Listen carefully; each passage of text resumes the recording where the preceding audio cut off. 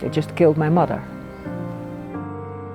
Consent to euthanasia is sometimes ignored in the Netherlands. And I said, the cause of death, what's the cause of death?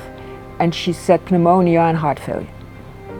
But I thought, I was laying in my bed, I thought, no, that was not.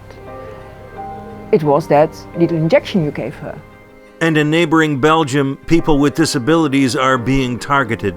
We were walking with our child in her wheelchair, and we would have people that we do not know. And they would come towards us and they would ask us, why don't you have euthanasia with that child? Even those in favor of euthanasia in the Netherlands say we've gone too far.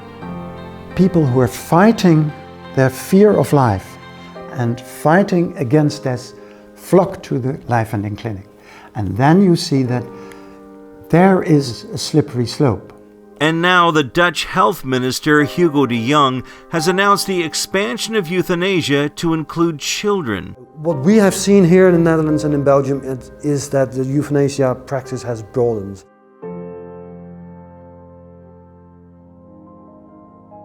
When euthanasia was legalized in the Netherlands, it was based on an adult who was capable of consent. But as Marguerite van der Valk found out, doctors sometimes make the decision to euthanize patients on their own. And he said, the decision to let her go or to let her live, you couldn't make because you were not there, so I made it. Because they said my mother was depressed, but she was not depressed. Lionel Roosmount lives in Belgium. His daughter Tikva has lived with a significant brain condition from birth. It's hard to believe, but people often ask him why he hasn't euthanized his daughter. Our children were there when people were telling us to have euthanasia with her. And my daughter, who was 13 at the time, she said, they do not have the right to say that. She was very angry, but she was right. She's a joy for every one of our family members. We cannot imagine her being gone. Impossible. Dr. Badwin Chabot, sometimes called the pioneer of euthanasia in the Netherlands, sees a real culture shift as people with psychological illnesses are now being euthanized.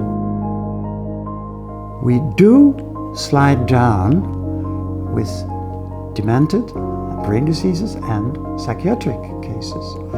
But on the whole, you have to see it in perspective. These are over 216, these two groups together were 200 of the 6,000.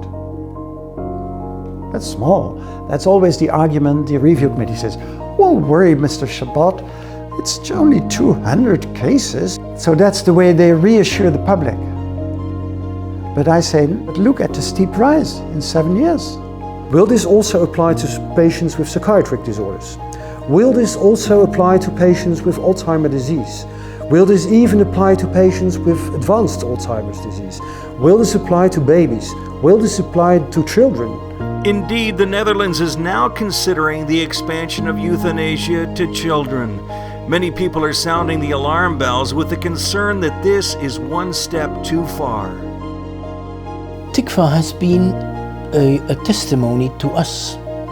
If today you go through Belgium, you will not see many young children that have a handicap because they were not left to be alive.